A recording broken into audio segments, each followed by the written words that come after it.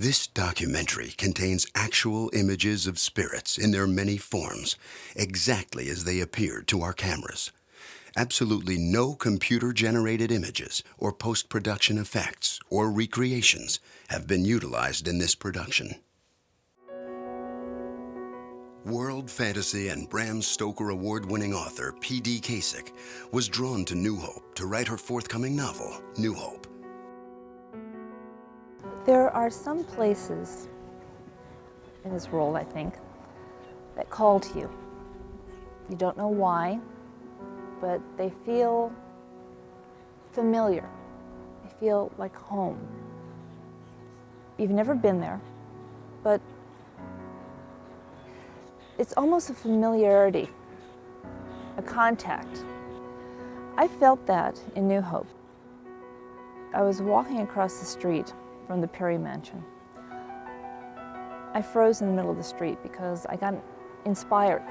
An entire novel came to me in the space of a second. I had plot, character, setting, some dialogue. I had heard voices doing the dialogue. And my friend, literally dragged me across the street and wondered what had happened. And I said, I have to come back and write this novel. At the time, it was a ghost story. At the time, I did not understand or realize that New Hope is the most haunted township in the Delaware, and that ghosts are not so much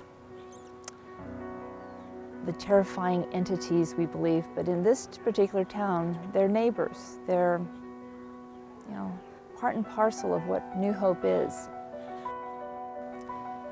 You come here and you feel it immediately. There's not anything you can put your finger on, but I don't know, maybe you hear whispers or echoes, and it's not the scary, terrifying ghost stories. It's the fact that there's something here, that there's something that will be here and remains. And it's nice. It gives you a feeling of comfort to know that, maybe there is something beyond. New Hope, Pennsylvania has everything a ghost would want as far as a haunted place. I think because of its history as a crossroads of commerce, the railroads, the canals, the river, the roads, the highways, there's always been this crossroads of human activity.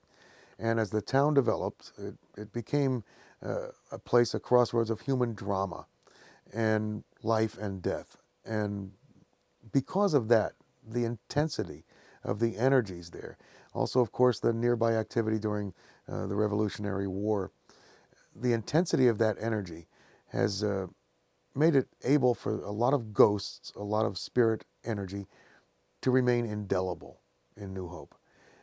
The spirits just won't leave. They like it there. It has become the most haunted place in Pennsylvania, if not the United States, if not the world, because of that intensity, that indelibility of the ghosts there. Local merchant Bob Gorenser. One of the intriguing things I think you'll find when you look around the area is that whenever there's a first-hand story of something peculiar that is happening that may clearly have spirits behind them, is that we tend to take it in stride.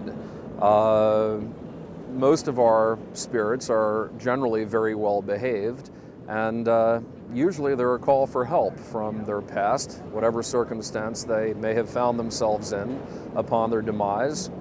And the people in town either welcome them as just that unusual guest or try and find help for them. And that has happened with many a seance and many a psychic coming through here to help them on. Now if we could go down here, down into the complex. Adele Gamble has led New Hope ghost tours for the past 20 years.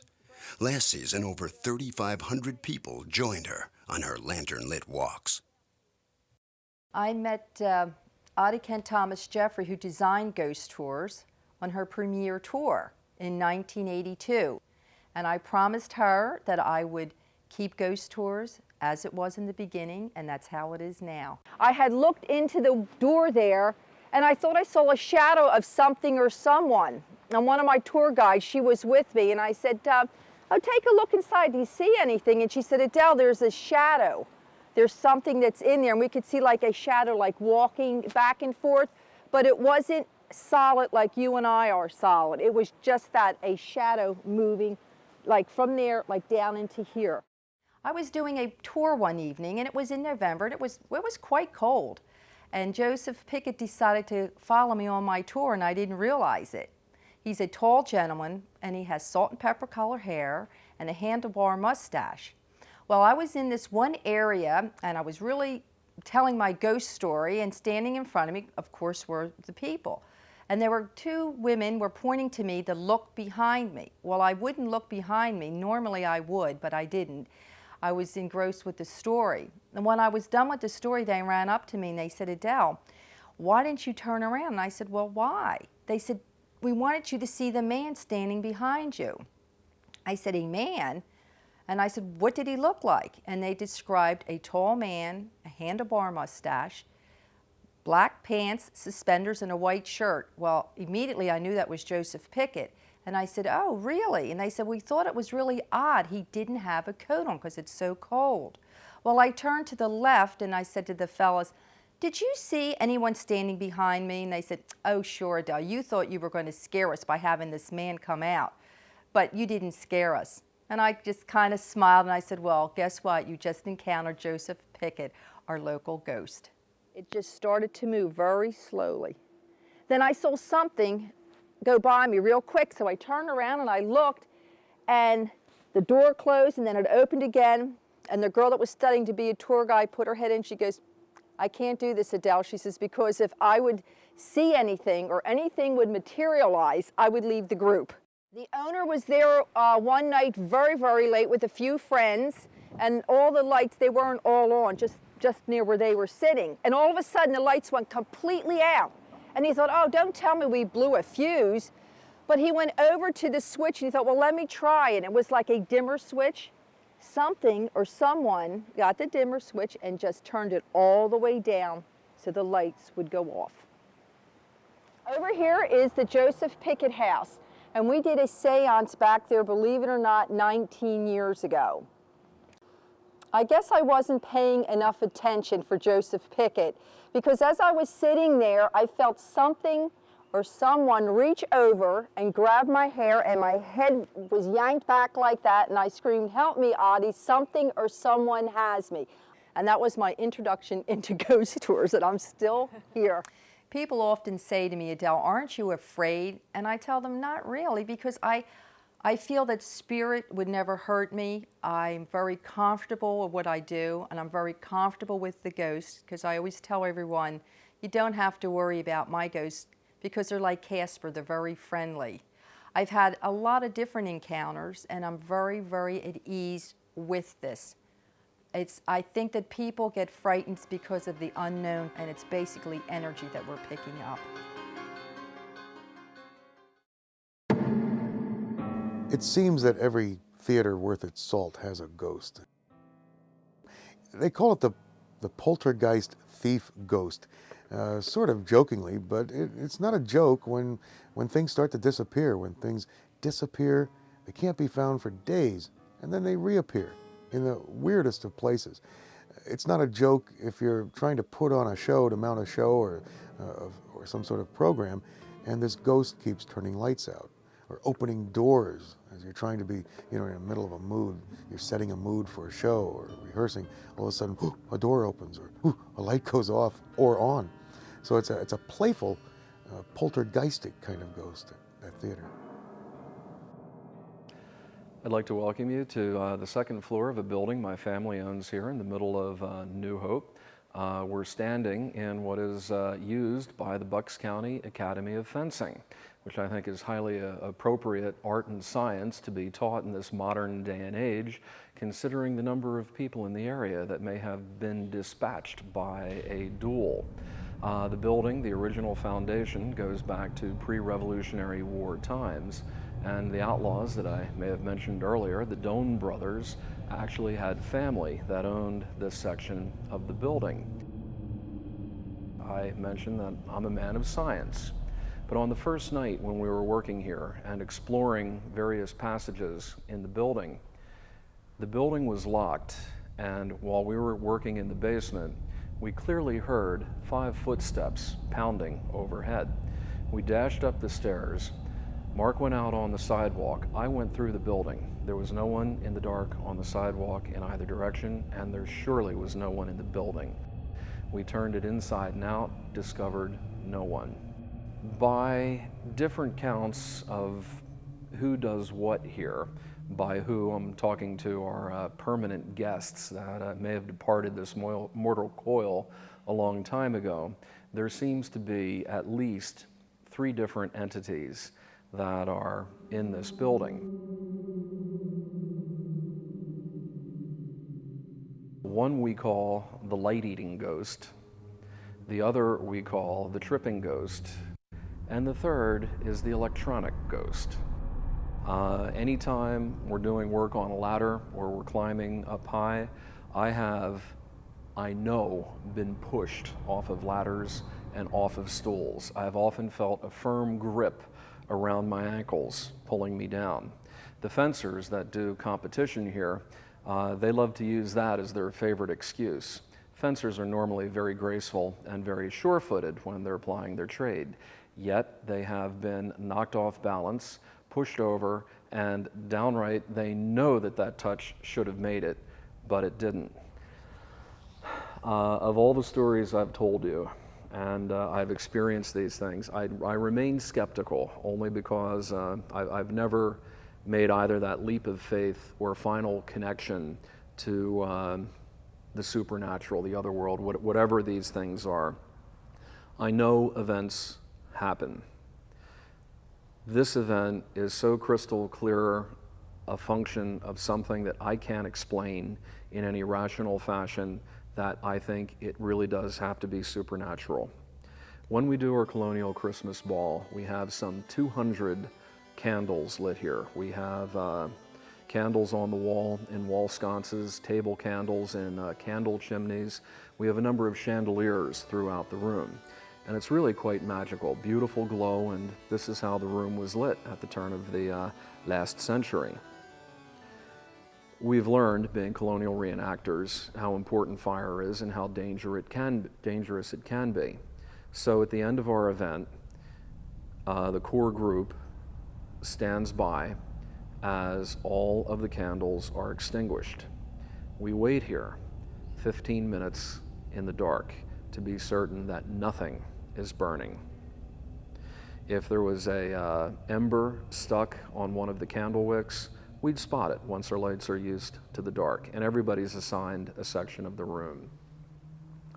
On this one particular Christmas ball, we'd stood fire watch and ended the evening. There was no access to the property overnight.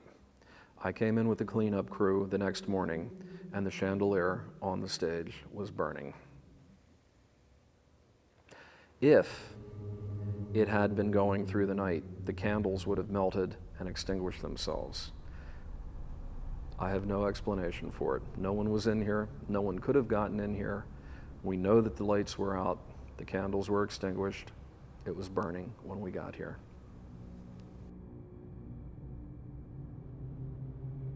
The building has over a 200-year history. The town has an incredible history. All we do is just look and laugh and marvel whenever we meet these presences, because they don't really seem to be out to get us. They just want to be remembered every once in a while.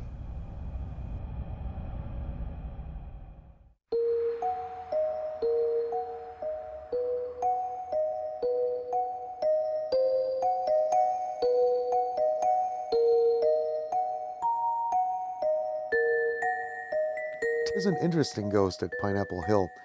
They call it the kissing ghost, and if you can just imagine at some point you're in bed at Pineapple Hill and you feel someone's hovering over your bed, and you look up, indeed there is a spirit hovering over you. and you feel that there's something brushed up against your cheek. And indeed, you've been kissed by that spirit. Some believe the spirit is that of John Scott, who's the former owner of that property.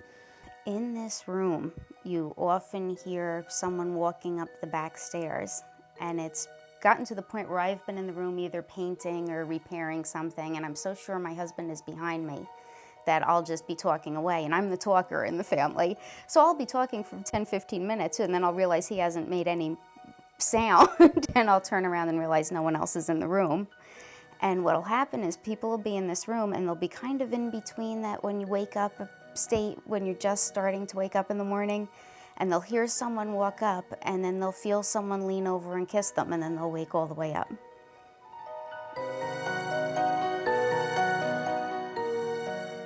Most of the activity that's unusual is located in this room that we're in now and in the room above, and they're the two oldest parts of the house. This room and the sitting room attached to it, the adjoining room, were built in 1780, and then the rest was in the 1830s of the addition. In preparing for this interview, I read all of the room diaries again, and there was a great story up in the room above where a man said that he heard a creaking, kind of a creaking noise, and he walked into his sitting room and he said, "Okay, if you're in there, knock it off." And he came back to bed, and it stopped for a little while, and then it started again, and he walked back in again, and the same thing repeated. And then third time he said, "Okay, I really need my sleep, please stop for the night." And he went back to bed, and it stopped, and in the morning he was walking around trying to figure out what it could be, and he spun the spinning wheel that's in there, and that was the noise that he had been hearing. Spirit investigator and sensitive Kathy Curtis and photographer Rick Fulton have come to Pineapple Hill to communicate with and photograph the spirits. They have taken thousands of photographs and conducted hundreds of investigations of spirit activity across the United States, including all the major Civil War battlefields.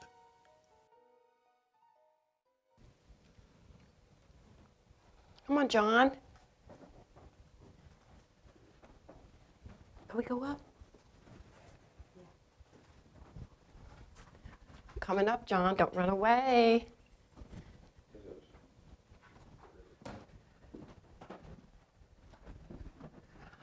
John Scott? Okay, that's the flirt. Mm-hmm. Oh, no. I'd like to go down totally black cellars, actually. I can see them better. You have a number here. No, not much down that way.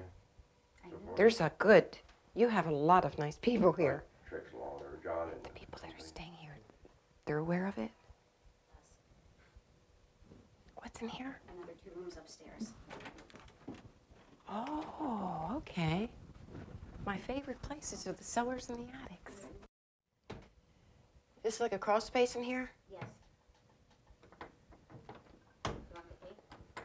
Well, actually, there's a couple little kids that I think used to play in here. I just want to see if anybody was in here. I'll be right back. We used to play in our crawl space too, actually. yeah, one right on the door by the lock. Huh? One on the door by the lock. Mm-hmm.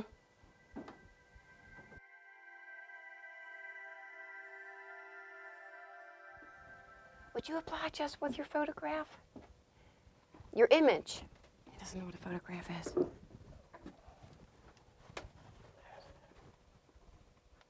Oh, how old are you? 7. Okay, don't play with the camera, okay? Love you. Let me go over and touch him. I'll be careful. I think that the little boy will come downstairs eventually. Really? Yeah, and children I think are a lot easier and a lot more apt to be seen. But his name's Stephen, Stephan. Oh my God, that was a nice. It's tonal vibrations over here. Yeah, that's her buddy John. Oh, I'm getting used to him. I feel like I have a monkey on my back. You do. No, he's a nice monkey. It's okay. Oh. Isn't John beautiful?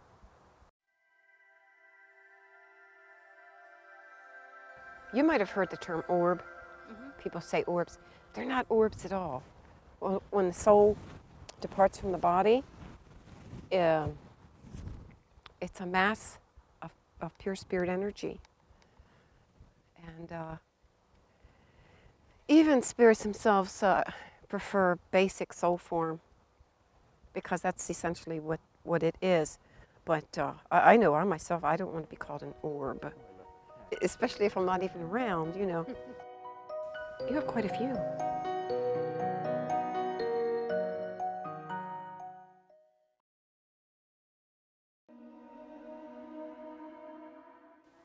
The black bass seems to sort of encompass everything that's good about Bucks County and New Hope. It's a scenic place, of course, but there are ghosts at the Black Bass, and very interesting ghosts. And they range from the lantern room downstairs all the way up into the second floor, where several of the bed chambers are haunted. One in particular, haunted by the spirit of a rather large woman, kind of bawdy woman, who is said to carry a pearl-handled pistol. Now, that's not the kind of ghost you'd want to see if you're staying there. But as it turns out, she's just kind of patrolling the place. I guess most activity that we do have in a hotel is in the hotel area itself, and right in the Grover Cleveland room, outside that room, as well as in the bar that we're in right now. But the Grover Cleveland room, that's where apparitions were noticed before in the past, as well as some of the staff noticed cold spots in the hallway, as if they were just walking and they just go through a small segment of just real chilly air.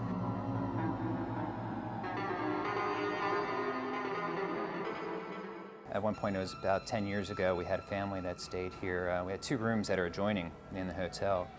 And there was two children staying in one room, and in the other room was the parents. And they were staying here for the evening. They arrived about 5 o'clock. They had dinner. They went up to bed down for the evening. And about 45 minutes later, the whole family came rushing down the stairs in a semi-panic, and came in and asked the hostess at the time if there's any place else that they could stay. And at the time, we didn't have any other rooms. We were booked. So the hostess was curious as to what the problem was, and they said that the door adjoining the two rooms, they saw some sort of apparition come through the door, and basically happened at the same time, where the children saw it and the parents saw it simultaneously in both their rooms.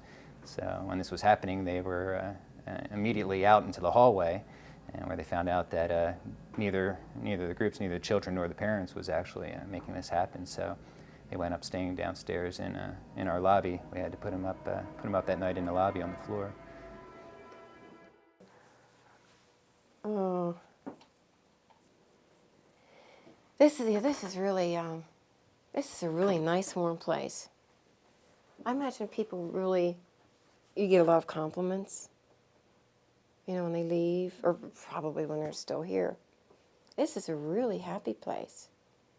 I mean, it's strange because I know that, I was going to say I know that there were a number of men who were killed here in a lot of brawls downstairs, tavern fights and all that. But they didn't fight with their fists. I mean, they had the daggers and all of that. Yeah, that's how Hans was. Yeah, but I think that there might have been a woman killed here, at least one woman killed here.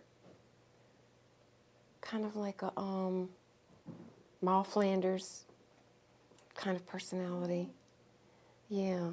I think it was accidental. I don't think any, you know, I just got that flash. So, I mean, I don't know if I'll see this woman while we're here till, what, 10 o'clock?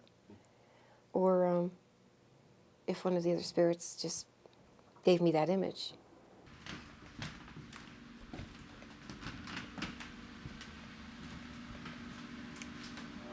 Richard, come here.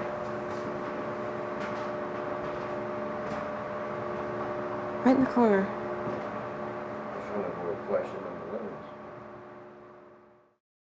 It's not anything shameful because spirits were like us. And it's just one difference. the form. They have shed the mortal form, and we're still encumbered with it. Miserable as it can get sometimes. But that's the only difference. And of course, once they've been into the light, and if they return, they are filtered of negative earthly traits like greed, anger. It's not to say a spirit can't get upset, but they once they've been into the light, as they put it themselves, they've been filtered, purified of what they call the vicious emotions. You know, emotions that could hurt someone or cause someone harm or stress. It's any kind of pain, you know, whether it's emotional or physical.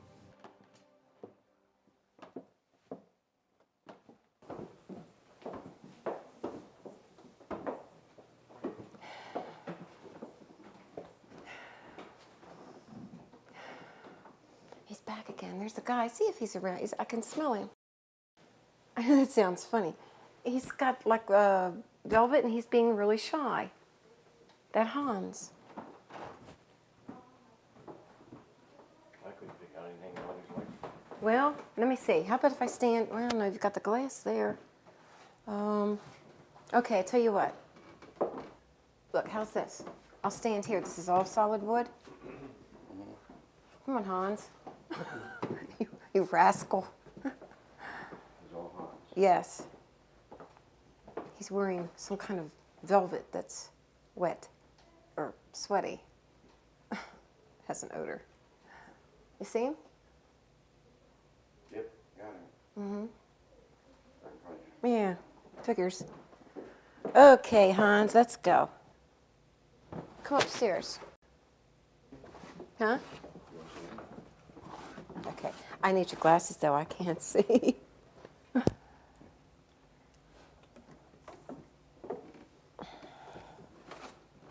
Oh, isn't he precious? He's so, you can see how shy he is. You can feel it when you look at them, you know? A lot of people think that if you have money and you have a nice home and everything's paid for, that you should be happy. Not true. Not true. In fact, even I know people that have everything, but they don't believe in much at all.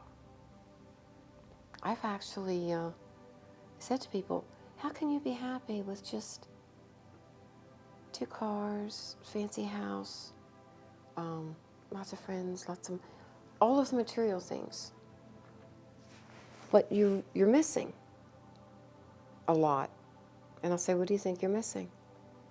And they'll say, well, okay, I come home to an empty house and I cry a lot. You know, you catch them off guard and they'll own up to the truth.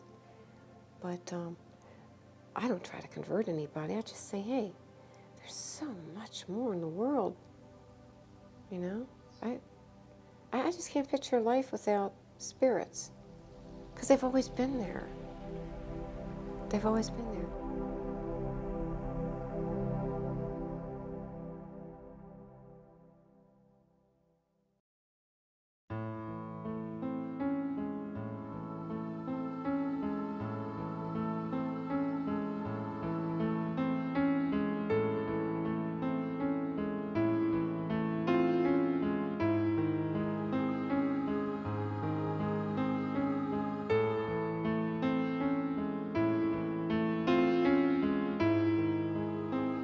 At the mansion, of course, it's an old house and it settles and it pops and there's noises from outside.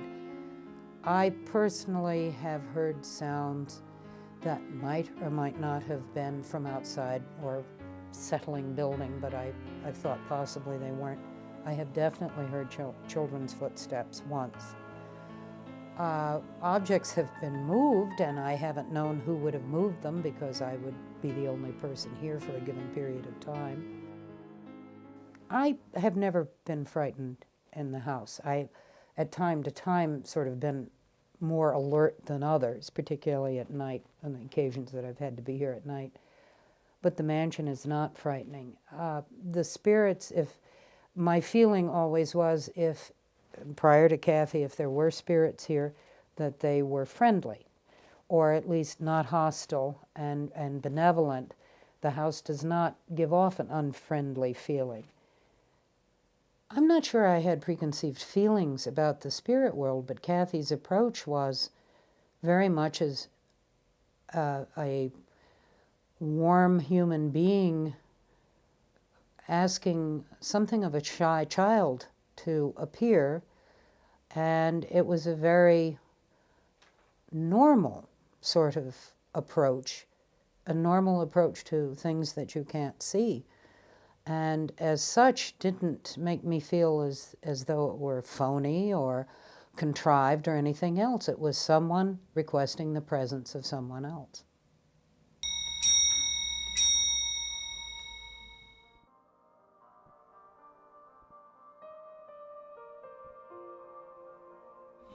Put your cheek.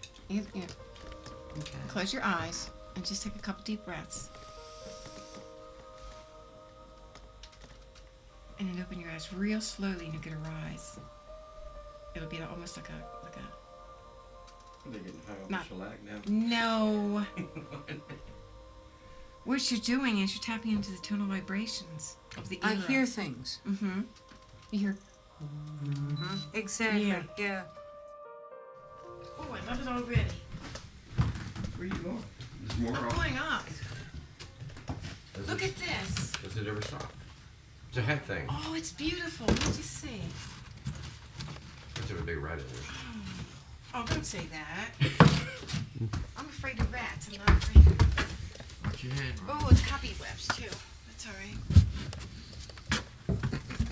You don't get much. Okay. Put it on eBay. Oh, what is it? I don't know what it is. Whoa, there's one right in front of you. They told me to pick it up. There's one to your left. The year? Hello? They're What? moving all around behind you. I know. What I'm saying is they told me to pick this up, and I don't know what it is. What is it? Where are they going? No, they're here. Well, I mean, in this shot, they're going.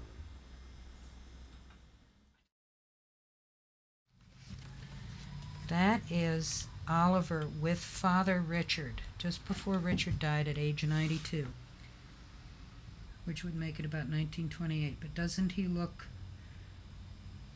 92? Yeah. Father and grandfather, Perry, Richard, and Oliver Randolph. Well, taken about 1932. It has to be around 28.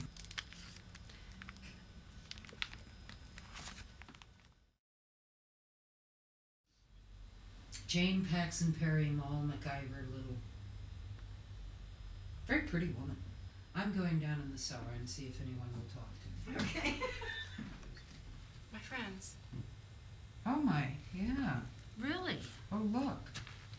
That Okay. one's very bright and chipper, Is isn't it it? party? Sucking my battery down, too. Oh yeah. Oh, they're all over her. Oh, look out, Kathy. Kathy, do you feel little hands going all over your body? Because you've got them everywhere. Look at that. They're all over I'm her. trying to figure out why she's so bored. Look at this, yeah. Kathy made the spirit world visible. I hadn't really accepted or not accepted the existence. I needed the proof of my eyes, and when Kathy came to the mansion and the spirits appeared on the camera, then I felt that I had to believe.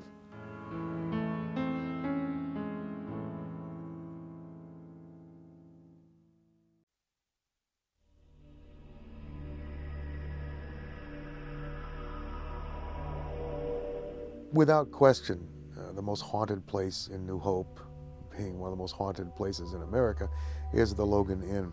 And still it remains a charming place. It's not some hellhole where ghosts swirl around and threaten you. Actually, it's very docile spirits there. Room 6 appears to be the most haunted of all the rooms within that haunted inn. Simple things, hear a baby crying perhaps, a soft moaning sound. Maybe you'll see a shadowy form glide through the room. The door may open and slam shut. Other things like that would happen. They're disturbing, but not evil or foreboding in any way. Also in the basement of the Logan Inn, reported the ghost of a Hessian soldier. On some reports, other reports a Continental soldier. So we really don't know who's haunting the basement, but the spirit activity is quite high at the Logan Inn. Room 6 at the Logan Inn has been thought to be haunted, and being the innkeeper there for over 12 years, I've heard many stories of people who've slept in the room. When people ask if the inn is haunted, we said, well, it's thought to be, but we never confirm that it is haunted, as many times it will just scare people away. But Room 6 has an extraordinary history and amount of happenings there that you can't really explain why things have happened there. The most unusual that I've found going into the room, it's the coldest room in the house, which it shouldn't be, being located on the 2nd floor with southern exposure. If anything, it would be on the 3rd floor. But in this case, it's a sunny room with 3 windows. There's just no explaining the amount of occurrences that have happened there. Another area that is thought to be haunted, and many of us don't even want to go down to the basement because of it, you have just very unusual feelings. You just really feel as though someone's going to jump out behind those stone walls. Because during the Revolutionary War, they stored the bodies under our present kitchen, and some were cremated, and it's thought that one of the soldiers who wasn't dead was cremated. Therefore, there have been sightings of this Revolutionary soldier stalking our hallways. One thing that's very peculiar, at the head of the stairs is a portrait of Carl's grandparents, and different people have taken photographs of that portrait. When you take photographs of it, different images have appeared. The most recent that was sent to us was of a skeletal head to the left of the gentleman in the portrait.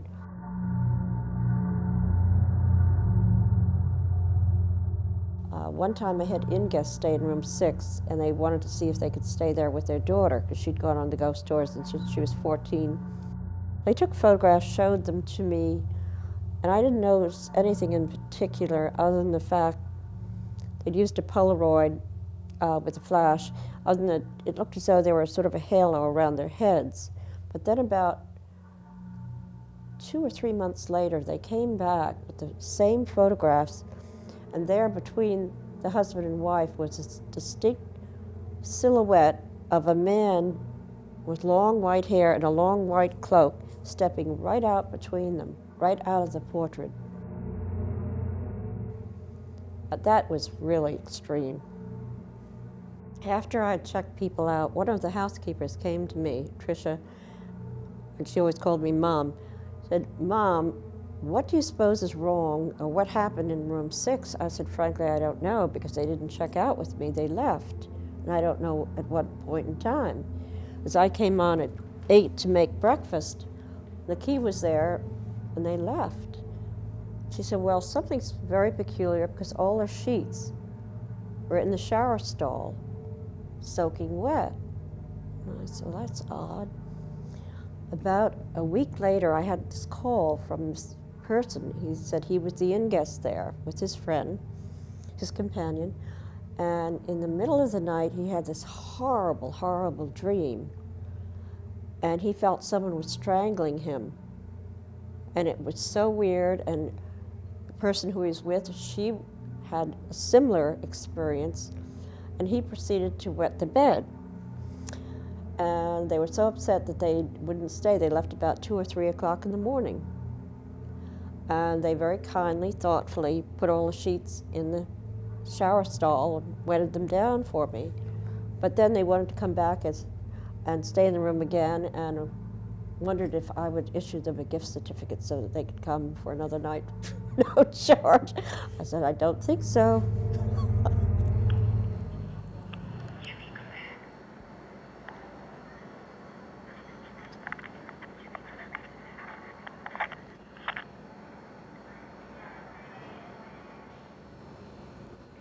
Whoa. He is really excited. Could you see him? Did you have the camera up there? Wow. Wait, I can show you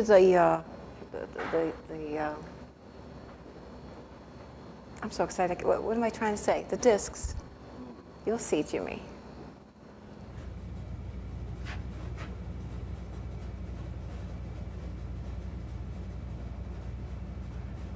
Come out, boys. Come out. Do you smell that smell? Yeah. Why are you boys letting us smell decaying bodies? Burned bodies? That's not nice. We want pleasantry today. Okay? That was 200 years ago. How about a nice floral scent? Love you, love you, love you. Come on, you. Come on. Come on, my friend. No, don't be. Come away from that silver heater, whatever it is. Water heater. Come with us. Come on, we're gonna go all through the house. Come on. They did a wonderful job on your painting. I bet you're so happy. I'm gonna go upstairs and visit with you in a little bit too, because I feel silly talking to a portrait. Okay, I need you all have to help me with this camera, okay? Because I got a problem with the clicker thing. Okay? Remember I told you you had one above you? See?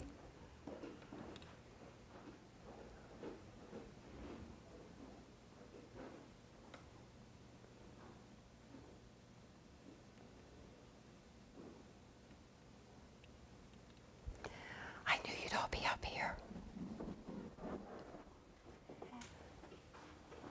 My favorite. Oh no, I shouldn't say that. The ones downstairs will get upset.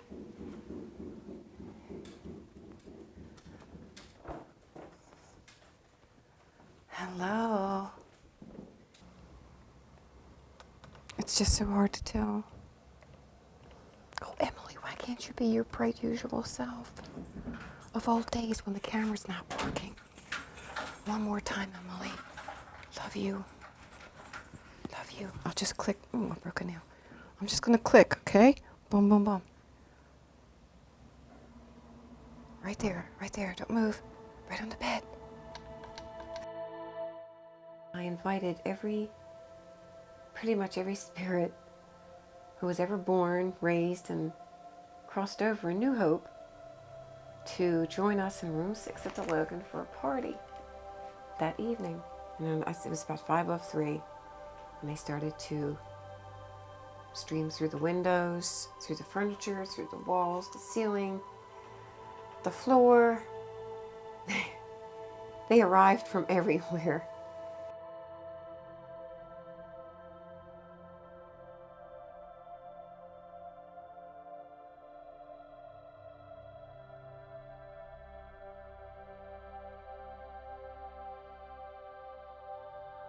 The video speaks louder than words. This one particular night, I think it was early July, Emily was seen coming down the stairs, literally in a fashion that's, again, hard to find words to describe. I have always loved that Logan Inn. It is such a beautiful place to see beautiful spirits. I do not call the Logan Inn haunted. I call it highly spirit active, with many beautiful, positively loving and warm people.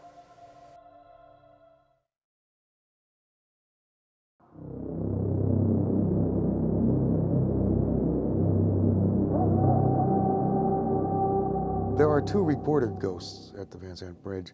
One seems to be the ghost of a repentant woman who had allegedly murdered her child by throwing her off the bridge. The other unidentified man whose moaning spirit can be heard clunking through that bridge.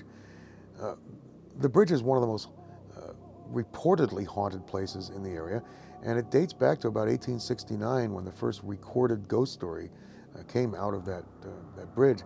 It also, though, because of the accessibility and its the legends that precede it, it's spawned a lot of what I call urban legends that may or may not be believable, but it still remains haunted and fascinating.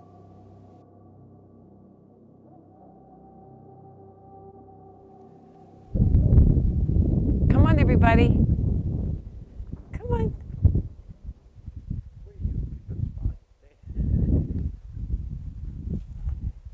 Now I'm going to bring some out, okay? Come on, friends. Come on. I love you. Love you. Who is that? Who is that? Who is that?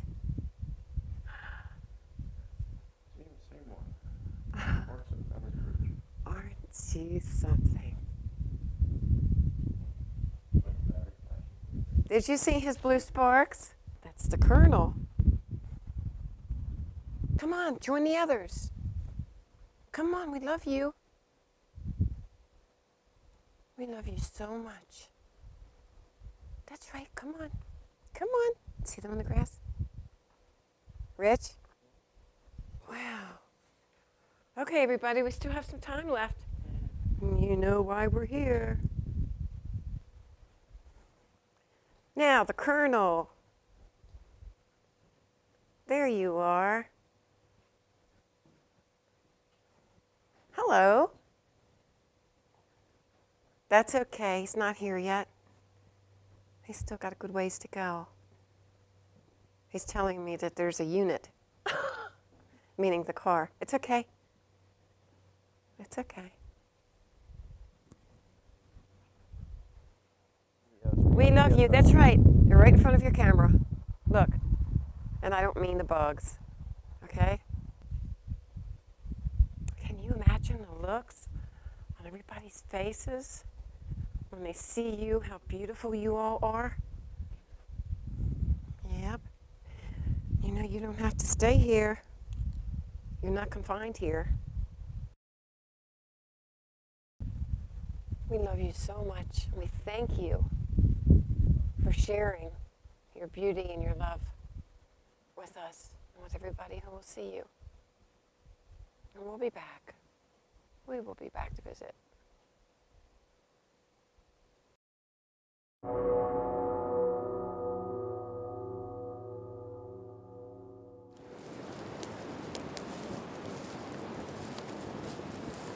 Spirits that return here all have a distinct purpose, and that's the purest essence of us, our soul, pure love, pure universal love, pure spirit energy. We are created in the image of God, and God is in spirit.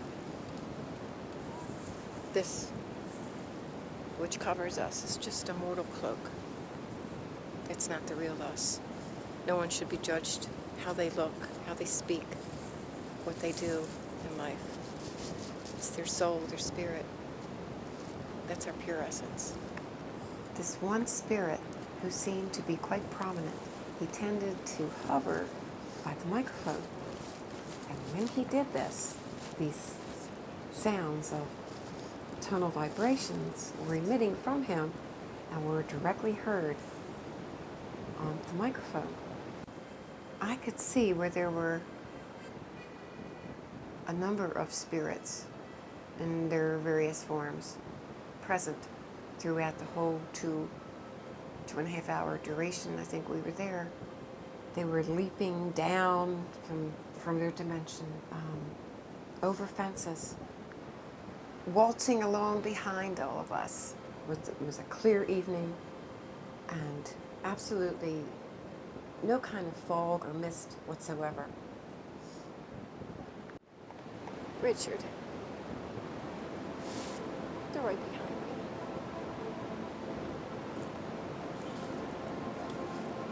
Their hands are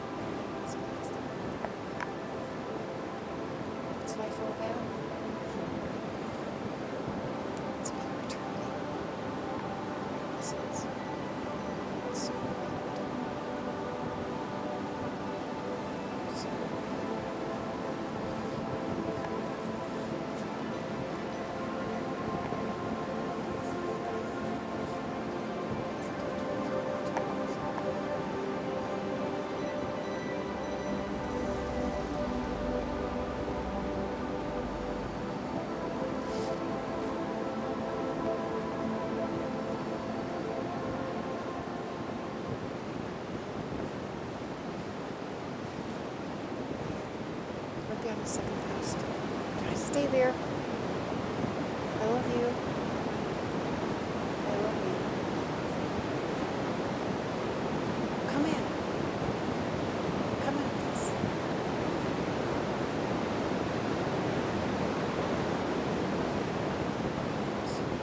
Come on in.